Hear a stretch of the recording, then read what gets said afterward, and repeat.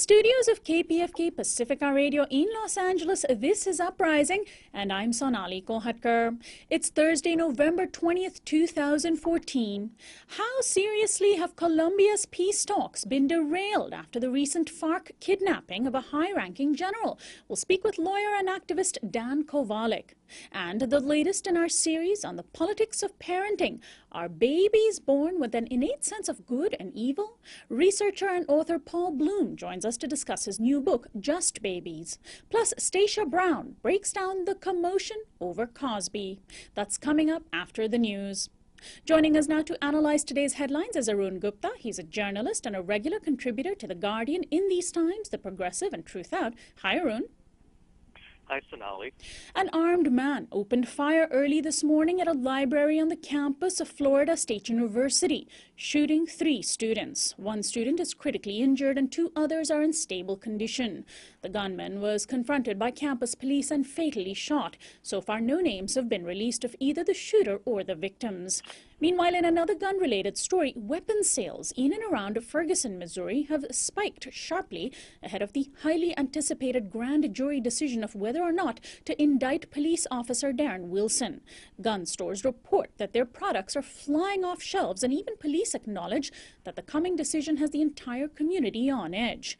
The state of Missouri in recent years relaxed its gun control laws considerably, and a study this year found that deaths from gun violence rose 16% statewide. Arun, how concerned should we be about all these gun sales? I think we should definitely be concerned. You know, we've seen incidents of armed vigilantism after the Rodney King riots in L.A. in the early 1990s, and also after Hurricane Katrina in New Orleans. I think in a way it's also unfortunately instructive. You know, the worst that's probably going to happen is maybe some stores get trashed and looted, and yet the state is essentially creating an atmosphere where it's okay to kill people over that. So we see that essentially property matters more than individuals' lives, especially the lives of young African Americans.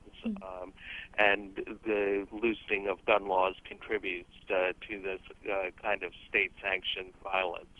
And the grand jury decision could come as early as this Friday or even Sunday, and you can certainly tune into Uprising for special coverage. Senator Elizabeth Warren of Massachusetts, who won her seat primarily because of her strong consumer advocacy, has written a withering op-ed denouncing President Obama's recent decision to name Antonio Weiss for the position of Undersecretary for Domestic Finance at the Treasury Department. Weiss has spent the last 20 years as a Wall Street insider heading the investment firm Lazard, overseeing corporate mergers and acquisitions. He oversaw Burger King's recent acquisition of the Canadian firm Tim Hortons, enabling that company to engage in what is called corporate inversion, which is simply a fancy term for avoiding paying U.S. taxes. Senator Warren slammed Obama's choice of Weiss, saying, quote, enough is enough, and that, quote, neither his background nor his professional experience makes him a qualified candidate. Well, Arun, do you agree with Elizabeth Warren, and will her voice make a difference? Yeah, definitely. But at the same time, I think we have to understand that President Obama is a hood ornament for the ruling class. He basically has done little else but to protect Wall Street, to redistribute wealth upwards. He has, you know, there was lots of talk about Main Street, protecting Main Street, not Wall Street, when he came in, and he's done the exact opposite. But we need to see this within the contours of U.S. history, that going back to the 19th century, the role of the U.S. state has been to organize capital accumulation, first on national and then a global level, and Obama has served that interest aptly. And finally, more than 10,000 students marched in London yesterday demanding free public education in the UK. The march was in response to announced austerity measures and increasing privatization that would increase the cost of education. The main organizing groups in a joint letter said, quote, "We are determined to build a movement too big to ignore that puts free, accessible and public education back on the political agenda." They cited Germany's recent decision to cut all tuition and fees, proving that it is indeed possible. Meanwhile, here in the United States, the University of California's Board of Regents just voted yesterday to raise tuition 27.6% over 5 years, overriding vehement opposition by both California Governor Jerry Brown and the voices of students protesting outside the building. Per the increase, UC's in-state students would pay more than $15,000 a year by 2019. Arun, I wonder how shocked UK students would be to learn that a publicly funded state university system in the US, in the state with the 8th largest economy in the world, is charging students such high fees. Well, unfortunately, students in the United Kingdom are very familiar with this. In the last few years, they have seen dramatic tuition increases. In many places, it's tripled because of the alleged economic crisis there. Of course, higher education could be made free. That's not a problem at all. We have trillions that we can lavish on the military, on Wall Street, on corporations, on the energy industry. But this is about basically conditioning the public to brutal market forces to get them to understand that they are themselves nothing more than a commodity. And I think it's excellent that the students are calling for free public education. We need more movements that are unabashedly demanding redistributive policies. Arun, always a pleasure to have you on. Thanks so much for joining us today.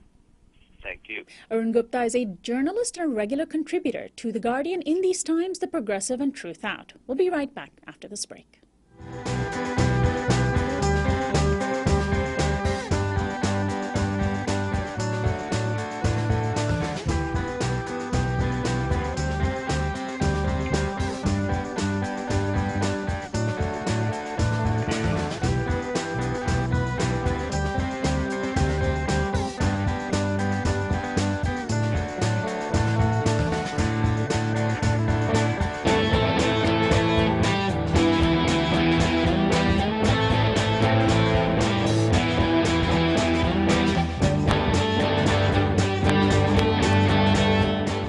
This is Uprising. I'm Sonali. Colombia's 2-year-old peace process between the government and the FARC rebel group is in jeopardy. FARC, the Revolutionary Armed Forces of Colombia, has been waging a war against the state for 50 years and for the first time in its history abducted a high-ranking general named Ruben Dario Alzate, potentially derailing talks.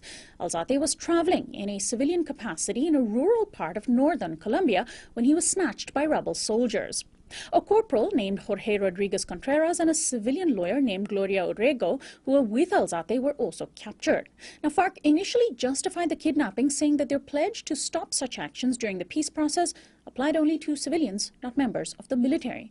The group also maintains that it is unfair for the government to have the right to respond militarily during peace talks, while FARC is expected to hold back. But just this morning, a deal was announced between the government and FARC that may lead to the rebel group returning Alzate and his companions, quote, safe and sound, as President Juan Manuel Santos has demanded. The last round of peace talks, which were unsuccessful, took place in 2002 when FARC rebels kidnapped a senator and held him captive for 6 years. More than 200,000 people have died in Colombia in the past 50 years as a result of the internal conflict, a majority at the hands of paramilitary groups linked to the government, but FARC has also been linked to serious violence. My guest is Dan Kovalik. He is a labor and human rights lawyer who teaches international human rights at the University of Pittsburgh School of Law. Welcome to Uprising, Dan. Thank you very much. Well, first, give our listeners and viewers a history lesson of what it is that FARC is fighting for and has been fighting for all these years, and what sort of repression has been coming from the government aimed at both rebels and the civilian population. Okay, well, first of all, the FARC is a rebel group that's existed since 1964, largely a peasant-based guerrilla organization. The conflict, though, began much before 1964. In fact, the senator, now Mayor of Bogota, who I'm friends with, Gustavo Petro, once told me he believes really the conflict can be traced back to 1903, when the U.S. Began to support insurgent groups in order to break Panama away from Colombia to get the Panama Canal. So it's a very long conflict. But let's just start back from 1962, when John F. Kennedy began the so-called national security doctrine in response to both the Cuban Revolution of 1959 and Vatican II, which led to the burst of liberation theology throughout Latin America. At that time, the U.S. began supporting paramilitary organizations in Colombia, even before the FARC existed, I should know, to attack priests, to attack unionists, peasant leaders, etc. And this is what really leads to the conflict beginning. Since the conflict began in the 60s, actually the latest figure I saw was that 7 million people have died as a result of the conflict. And in recent years, 50,000 people at least have been disappeared in Colombia. That compares to Argentina, which was seen as the leader in the Western Hemisphere for disappearances in the 70s, with 30,000 disappeared.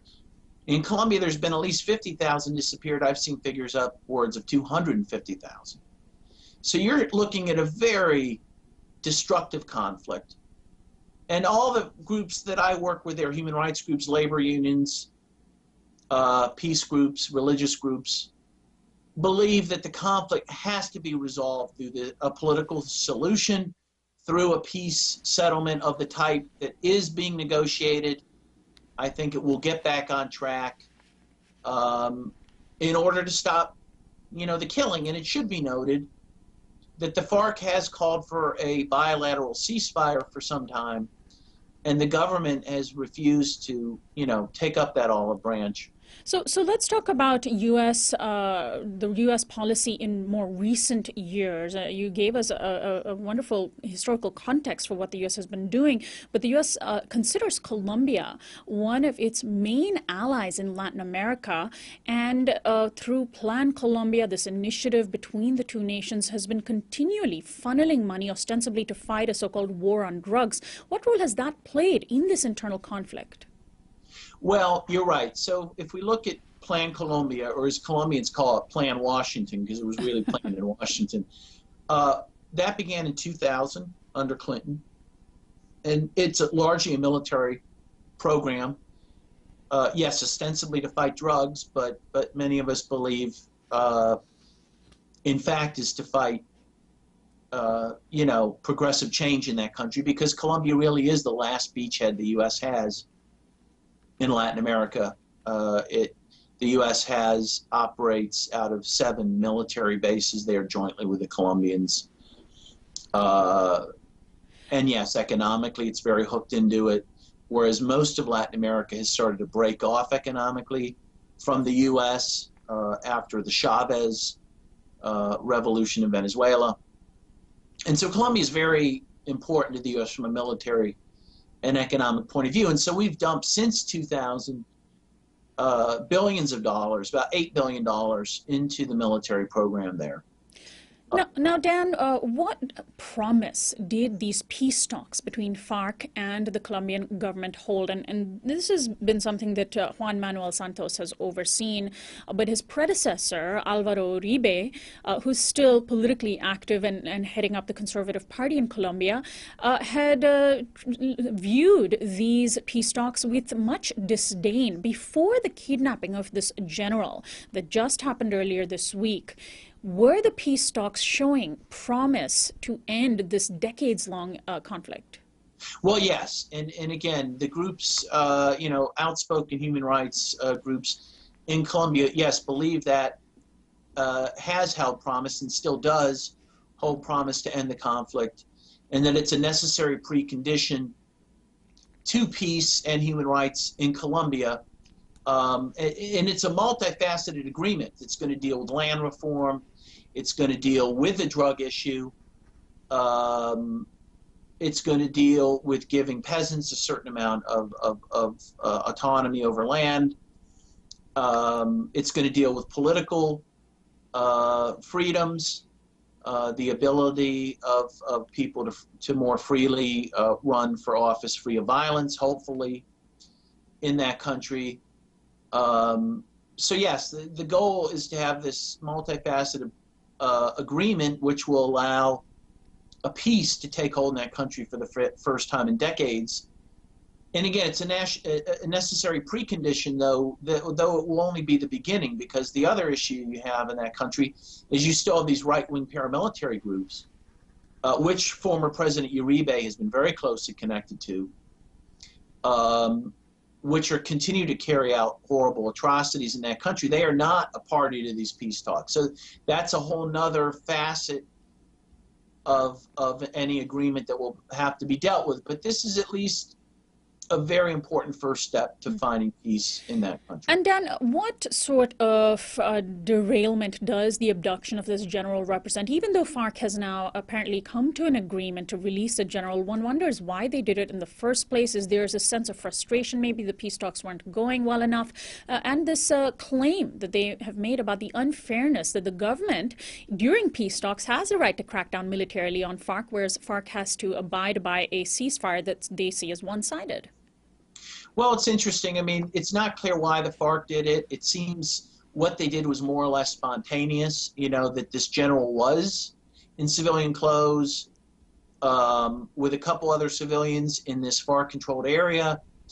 It seems that the FARC group there, and again, there's different blocks of the FARC, took it upon themselves to so there's a bit of a break between the sort of rank and file and leadership, perhaps?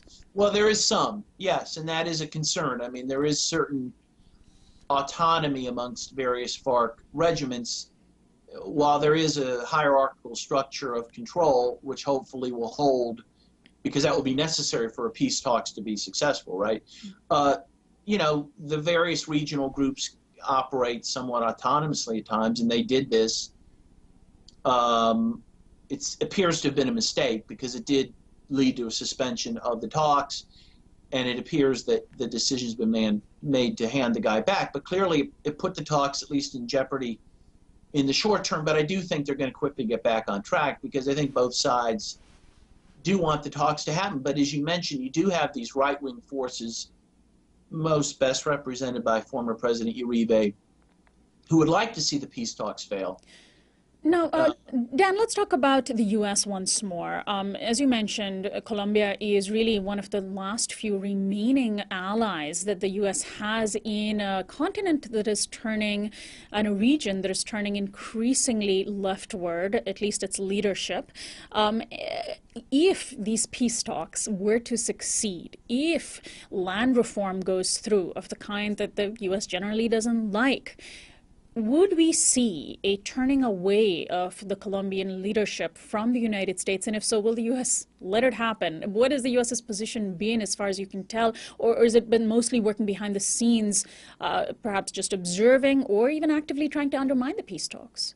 Well, that's an interesting question, and many of us have wondered whether the U.S. would give full-throated support to the peace talks for the reason you said, because if Colombia becomes a peaceful country integrated into the rest of South America, it will probably go a more left and independent road, which the U.S. doesn't want. Now, the U.S. has officially said, oh, we support the peace talks. But besides lip service, they've done nothing. I mean, people should be aware that there's 3 countries outside of Colombia that have been critical of the peace talks. That is Cuba, and the peace talks are being held in Havana. Venezuela, and Chavez was very important in getting the peace talks going, and Norway. The U.S. has played no role in the peace talks whatsoever, even though they've been a major factor in Colombia militarily, politically, economically. So beyond lip service, they've given no support. And again, what they've been doing behind the scenes, it's hard to say, except that about a year or so ago, it came out in the New York Times that the CIA had been involved in helping with assassination programs in Colombia, including against some key FARC leaders who were actually the most vocal in support of peace talks. Wait, so let's focus on that for a second. The CIA involved in assassinations of key FARC leaders. Yes, they were giving coordinates to the Colombian military of key FARC leaders for assassination, including Raul Reyes in Ecuador. The murder of Reyes, with the help of the CIA, caused a huge international crisis in which Chavez and Venezuela and Colombia had huge tensions over that as well. Of course, Ecuador with Colombia. And the U.S. was very key, and Reyes was a key advocate of the peace. So there was a question about Reyes, like, well, why was the CIA doing this? First of all, they were CIA was only helping target FARC leaders, not paramilitary leaders, who, by the way, are also designated terrorists by the U.S. State Department. But they were only targeting FARC leaders, and again, they were targeting some who were the most outspoken in terms of peace. So a question, of course, was raised, was this an attempt to destroy the peace? And so right there, then that speaks of volumes about where the U.S. is casting its lot. And it's, of course, interesting to note that if peace means democracy, means a turning away from the U.S., it means that in order for Colombia to have peace, essentially it is going to be against U.S. interests and against U.S. policy, which just speaks volumes about U.S. policy in Latin America in general. Finally, Dan, what do you think we should be paying attention to here in the United States over the next few years in terms of the U.S. role, how our tax dollars would seem to be fueling the crisis in Colombia rather than in any way working towards peace? Are there any initiatives coming up to resume or to renew funding for Plan Colombia? Any actions that Americans in the United States can take? Well, the U.S. Congress, every year apportions a considerable amount of military aid to Colombia. It's still one of the biggest recipients of U.S. military aid in the world.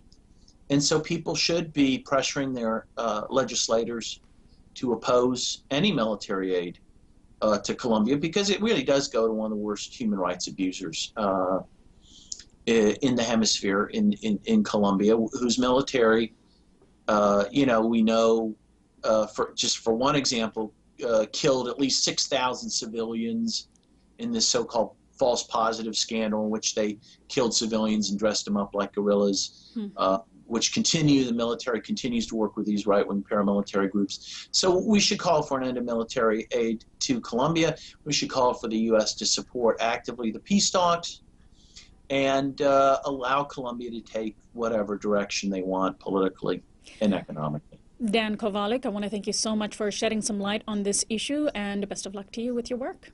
Thank you very much. Dan Kovalik is my guest. He's a labor and human rights lawyer who teaches international human rights at the University of Pittsburgh School of Law. This is Uprising. When we come back from break, we will take a look at a new book by my guest Paul Bloom, Just Babies, The Origins of Good and Evil. It's part of our series on the politics of parenting. Stay tuned.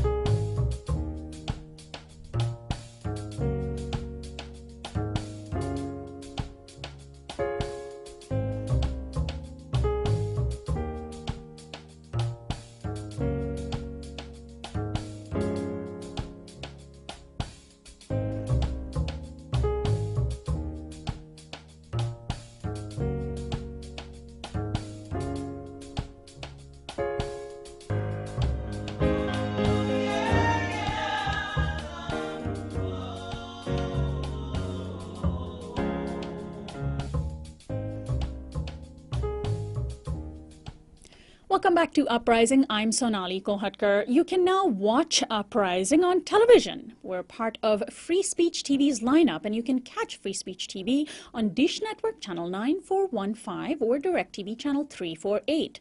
And if you can't get Free Speech TV, then you can also watch our show on YouTube at our YouTube channel, youtube.com/Uprising with Sonali. For a very limited time, we're going to be offering shows free for everyone to watch, but do subscribe to that channel. We are hoping to get a total of 1,000 subscribers by the end of the year, and we're very close.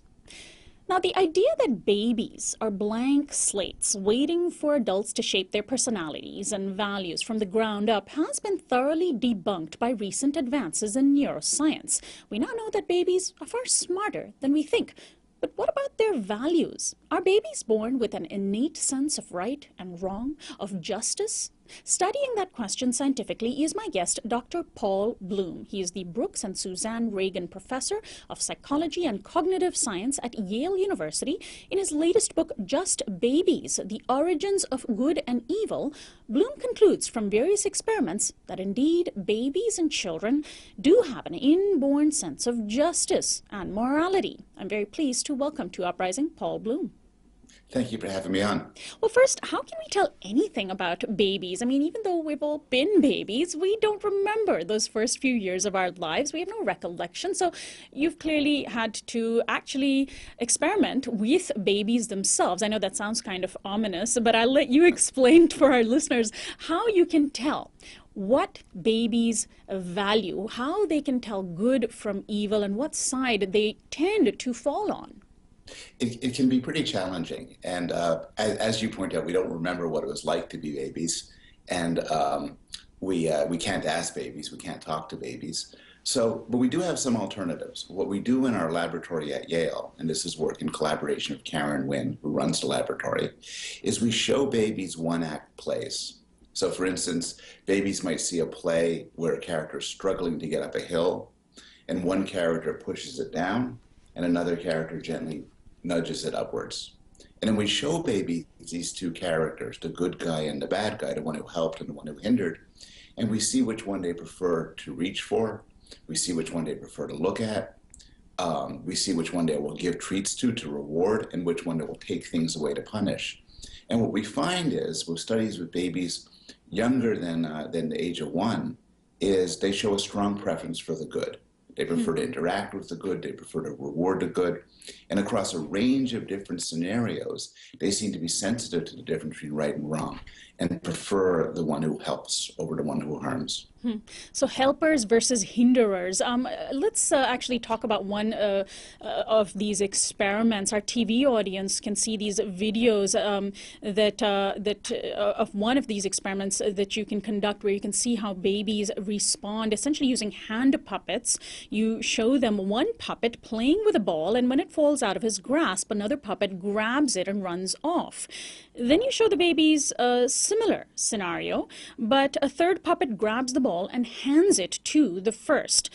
And when you show the puppets to the babies, they almost all want the puppet who returned the ball rather than the puppet who ran off with it. So the helper rather than the hinderer is often or very often preferred by these babies. I'm assuming you're obviously randomizing colors and shapes of puppets and order in which the two scenarios are playing out and still coming up with sort of consistent results? Absolutely. And whenever I talk about this work or it gets talked about in the popular press, I get tons of emails saying, "You idiot, they just like the red one or they just like the one on the left." But we carefully randomize all of that so that half the time the good guy is red and half the time the bad guy is red. We also have a lot of controls in place so that babies can't be cued unconsciously by the experimenters. So, we try to make these good experiments that really do tap the early foundations of morality. So what are the results then? Do you get essentially that, most babies or a very high percentage of babies prefer the helpers to the hinderers? Or is it sort of uncannily almost all babies prefer helpers? So I do a lot of research, and sometimes you do these studies and you get these subtle effects and you have to do statistics, and they're real effects, but you need to test a lot of people to see the effects because they're so sort of subtle and careful.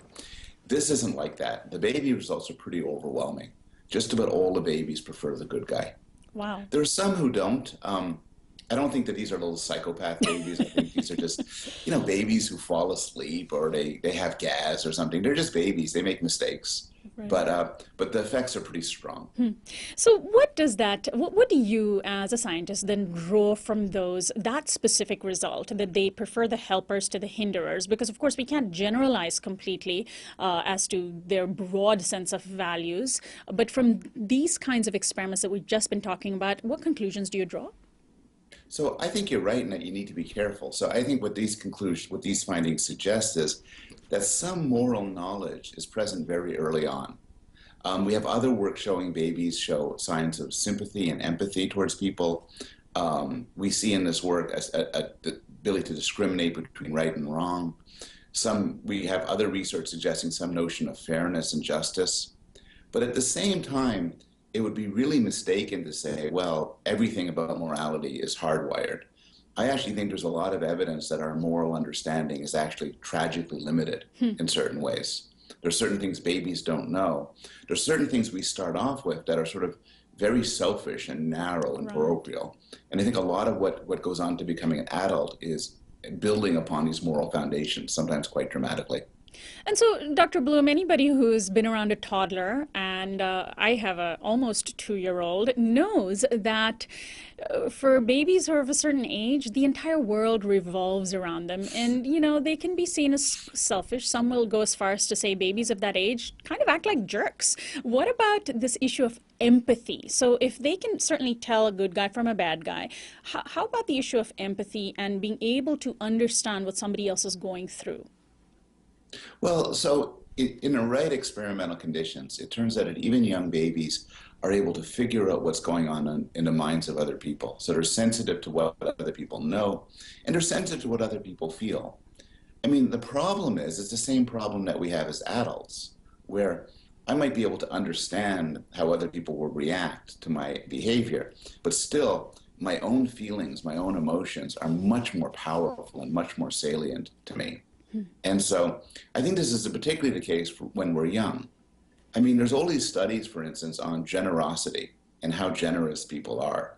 And it turns out if you track generosity from being a baby all the way up to adulthood, we just get nicer and nicer and nicer.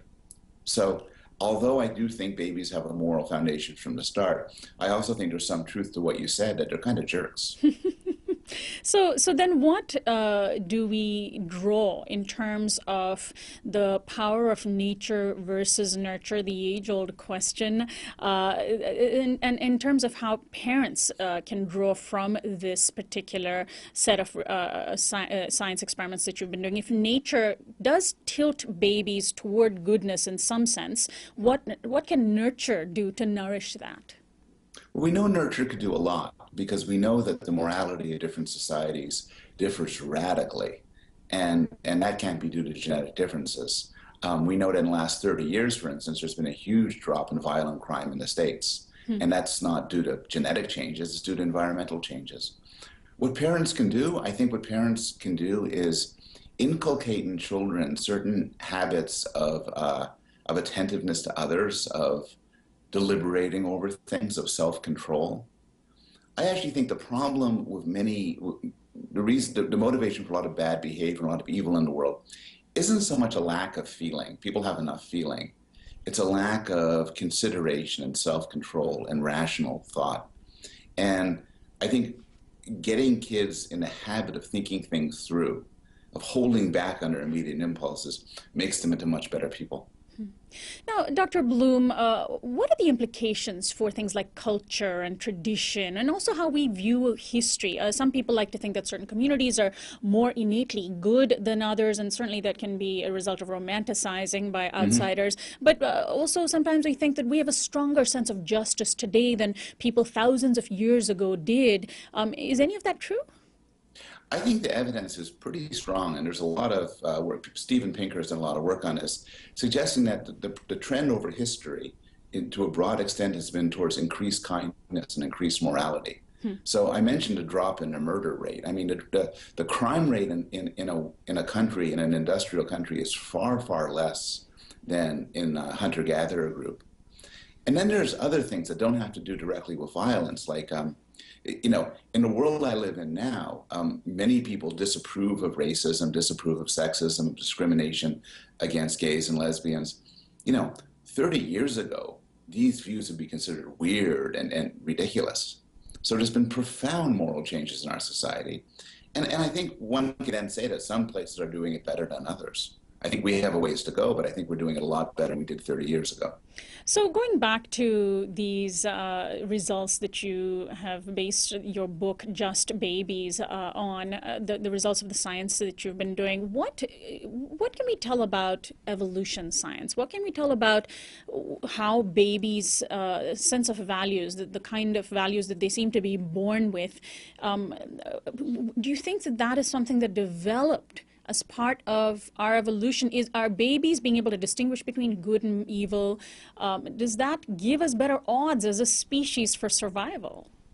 Well, I think that our innate moral sense is plainly the result of evolution. And in fact, it looks exactly as you would expect if it evolved through natural selection. So we are kind to our kin, to our biological relatives, to people we interact with. We're innately very cold-blooded to other groups. We naturally break the world up into us versus them. Mm. And so it doesn't fit a theological view very well. It doesn't fit a blank slate view very well. It's exactly, the baby's mind in regard to morality, it's exactly what Darwin would have predicted. Hmm. And I think, again, it is, you know, if our species is to develop certain built-in characteristics, like a bias towards thinking about us versus them, are things that as intelligent people we have to work to surmount. So we're born with a set of values, but in order to become the humans that we are in our current society, we also need enormous environmental factors to shape that, is what you're saying. That's nicely put. I mean, as one example, we are innately very cold-blooded towards strangers, towards people we don't know. But in the world we live in, we have to treat strangers with kindness, and we have to come to an intellectual appreciation that their lives are to them as valuable as our lives are to us. So that sort of leads into my final question about politics and political differences that human beings develop. And I hope you'll indulge me on this issue. You know, there are many people who today will openly, not the majority, but certainly a minority, who will openly embrace what they call the virtue of selfishness.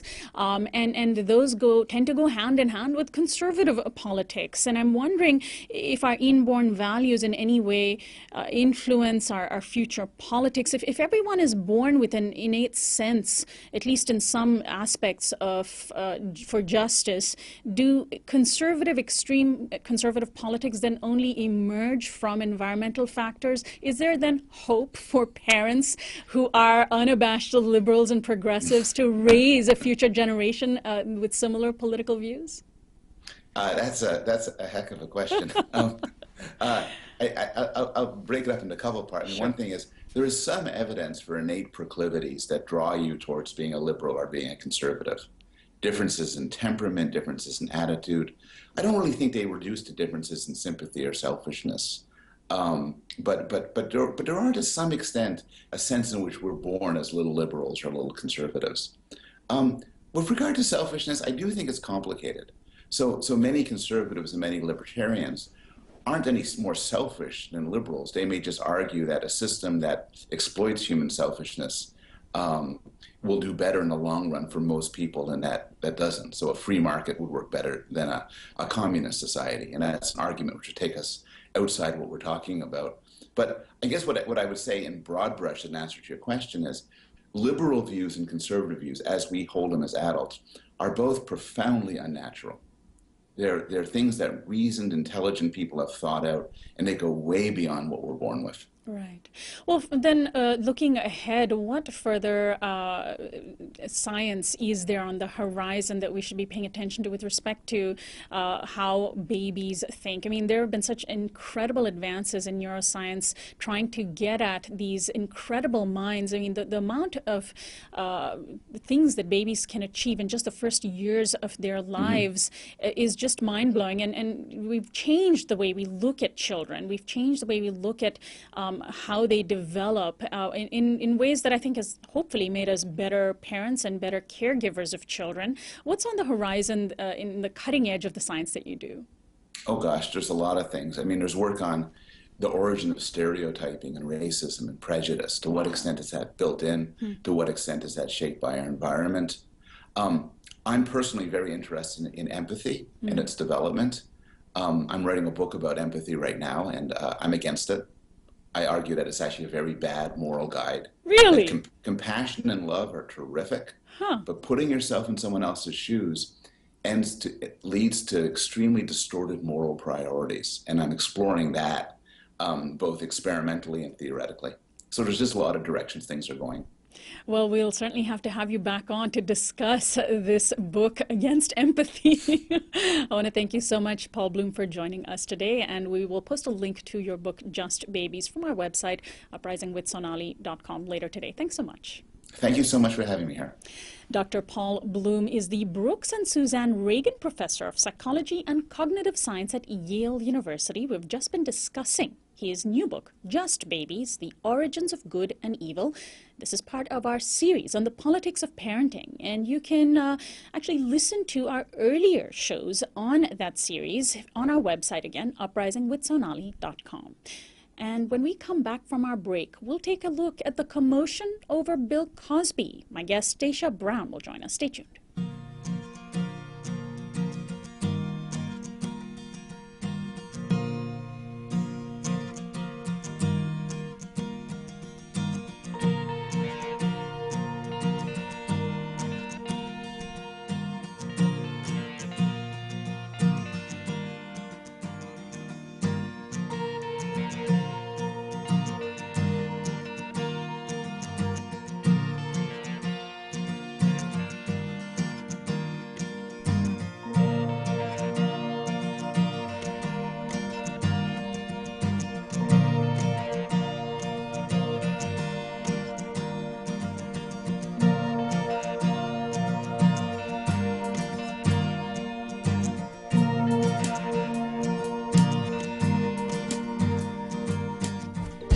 This is Uprising. I'm Sonali Kohatkar. The legendary comedian and actor Bill Cosby was all set for an on-screen comeback with two major projects when executives at NBC decided this week to drop his show, and Netflix announced an indefinite postponement of his comedy special. Cosby has been hit with allegations for many years, and these have recently surfaced in recent days. And these, of course, are allegations of sexual assault and rape. While we will leave the details of the allegations to the tabloid press, what has emerged is a disturbing pattern of abuse. Various women say they were drugged and raped by Cosby. Some of the incidents in question go back decades. But Bill Cosby is still synonymous with Cliff Huxtable, the charming father and husband he played on television for decades, breaking racial barriers and becoming an icon for many who followed. Despite his often paternalistic exhortations for young black men to be better parents and take more responsibility, for the most part his persona remained untouched until now. Joining me to discuss some of the social and political implications of this case is Stacia Brown. She is a freelance writer, culture critic, and mother. She's also an adjunct writing professor in Michigan and Maryland and has written for the Huffington Post, Salon, The Atlantic, the Washington Post, Slate, and Color Lines. Welcome to Uprising, Stacia. Thank you. Thanks so much for joining us. Well, first, let's talk about what Bill Cosby has represented on the landscape of our pop culture in the U.S., both for African Americans and for Americans at large. Certainly for the last 50 years, he's been an icon for the Black community. And he's been cross-racial, I guess, an icon for everyone. There's been a lot of things written about him in the last week that have spoken to that and how widespread his impact has been on people of all cultures and races. So, yeah, he's been pretty important, and this is devastating for a lot of people. And so let's talk about, before we get into what the allegations imply, let's talk about why it's devastating to a lot of people. And I'm wondering if you can comment on the sort of culture of celebrity adoration that we have in the United States. Why do we, as a society, place so much of our hopes and our faith in the sanctity of celebrities? I think there are a few reasons for that. One of them has to do with the fact that celebrities sometimes represent things that we don't have access to in our real lives in terms of our relationships with other people. For instance, Bill Cosby is he's a father figure to a lot of people, and if your relationship with your own father is difficult or if he isn't there or something like that, he certainly served as a reassuring presence for a lot of people. Or if you were a child who watched a lot of TV and you didn't have a lot of person-to-person contact, the Cosby Show especially gave you a sense of family. I'm an only child, so I always like to watch shows with big sibling situations like the Cosby Show. So the thing about celebrity is that we connect our to that we because we feel like they're less likely to let us down than the people in our actual lives. I think there's a big emotional component of this that people don't realize when they decide to be someone's fan, so to speak. So that's certainly part of it. So, Stacia, let's talk about these very serious allegations, not necessarily the details of them, but the fact that they essentially come from so many women. I want to quote Ta-Nehisi Coates, the brilliant writer who just wrote yesterday about this. And he's written about Bill Cosby before, but not about these rape allegations. He said, quote, "Believing Bill Cosby does not require you to take one person's word over another. It requires you to take one person's word over 15 others." Do you agree? Is there enough smoke here for a raging fire that we can't ignore? I believe that if one woman has an accusation, like, it should be taken as seriously as if there are 15. So there are a lot of people saying this. A lot of people are coming out and coming forward. I don't think we've heard the last of the allegations, or new people will be coming forward in the coming days, I believe. I don't think we've heard the last of this. But yeah, I don't know that we needed a critical mass of people to pile on in order for us to take this seriously. I think that the first person who said something should have been taken seriously. And so that also then brings up this issue that when we talk, and especially about sexual assault, it seems as though the words of 15 women are considered equivalent to one man, because when there's just one woman or maybe two women, there's this sense in our very still sexist culture that there are women out there who are just trying to bring down a successful man. But what benefit would any woman have coming out and saying that she was raped or sexually assaulted by a famous man? Yeah, there's absolutely no reason why anybody would court that kind of controversy if they were lying, So it's not, there's no reason for you to do that unless you think you're going to have some sort of big payday. But when there's a celebrity that's insulated by a lot of legal, backup, you're not going to get that big payday most of the time unless you're telling the truth, and they don't want it to go to trial. So yeah, that's pretty much how I feel about that. And so we now have a situation where this has come out. These allegations have come out right around the time when Bill Cosby was set to make his big comeback. So some people have taken this as very suspicious that that Cosby is being torn down, that he, this could have been the big moment that a lot of people were waiting for. And so I'm wondering what you think. Why now? These allegations have been building up for years, and they did come up years before. Why now? I think that the virality of the video that Hannibal Buress, his stand-up routine, the virality of that video is what's brought this back into the public eye. So social media, the sharing culture that we have right now in terms of, that video made it around the world in less than a day, and it revived this conversation. So it was very unexpected. I think it was very organic to what was going on. A lot of people have said that wasn't the first time that Hannibal Buress has even made this joke, and it wasn't. He had been making it, he said, for about a month or so. But for whatever reason, his Philadelphia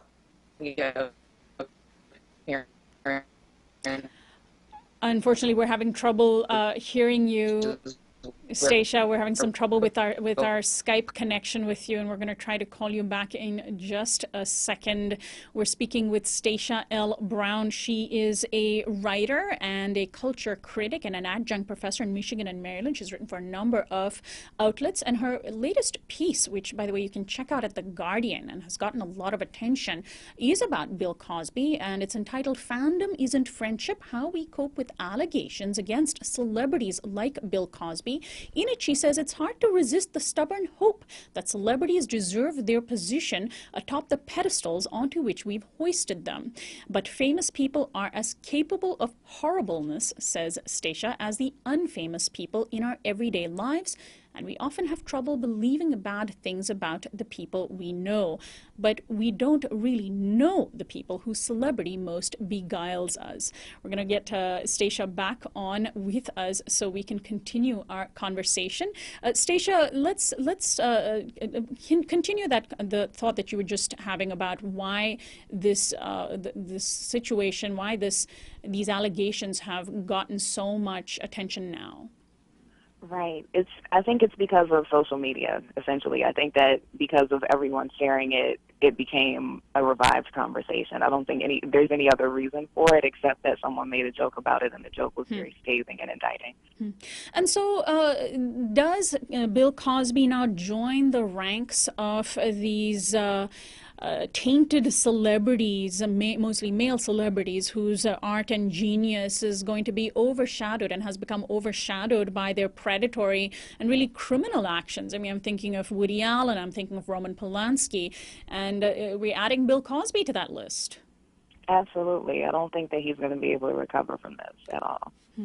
And so then let's turn back to this issue of how in our era of social media and sharing, we also live in an era of overwhelming criticism of celebrities. We view them through these lenses that that are withering. We examine their every move, and we place a lot of attention onto their perfection as well as their imperfections.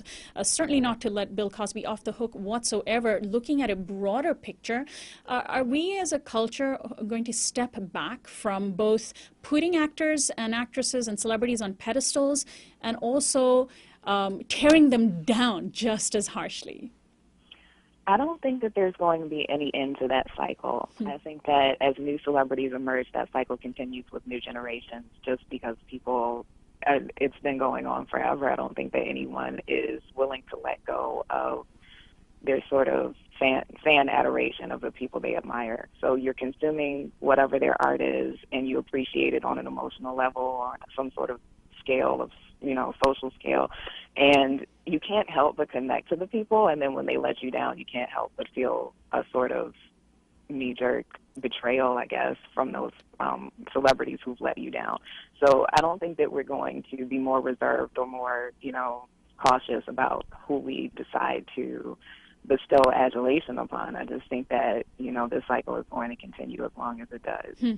And so that's the price of celebrity then. I'm wondering what you make of looking at what Bill Cosby stands accused of and the general agreement that today's sort of social media world has now come to about his seeming guilt, 15 women coming forward. If that in any way undermines the conservative tilt that he has represented in his paternalistic lecturing of young black men, I mean, what right does Bill Cosby have to lecture young black men when he is a predator, allegedly? Well, what right does anybody have to lecture young black men about pulling their pants out when they're faced with this systemic oppression that they're faced with every day? It's certainly Bill Cosby is a complete hypocrite for doing that, and when we find out these things about him. But he betrayed us when he did that, before we even, I knew about those allegations when he started his call-out campaign and everything. So I gave him the side eye, so to speak, about that because I'd always known that he was suspicious in that way and that he had been accused of these things. But even if he hadn't, it was still just so upsetting to hear that from him after, we had pretty much always thought of him as someone who was a champion of the black community, and even with all of its, warts, we wanted him to be like, our America's favorite father or Black America's favorite father. Is it too tempting for groups, particularly groups in the United States that have suffered historic oppression, to not just be measured by the actions of icons, but also, in many ways, hold up these icons themselves? I mean, as a South Asian, for example, I get extremely embarrassed by Bobby Jindal, but I shouldn't have to be, right? He doesn't represent all South Asians, and so I'm wondering if you can comment on these kinds of things.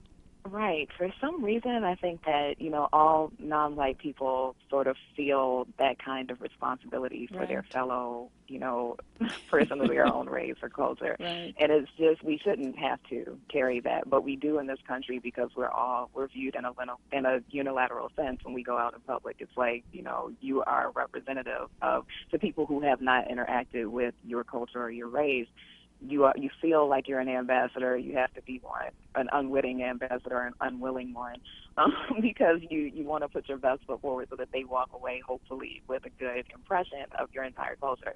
And it's a burden that nobody should have to bear, but a lot of us do bear it, and we're taught to do that as children. So it's kind of a crazy thing.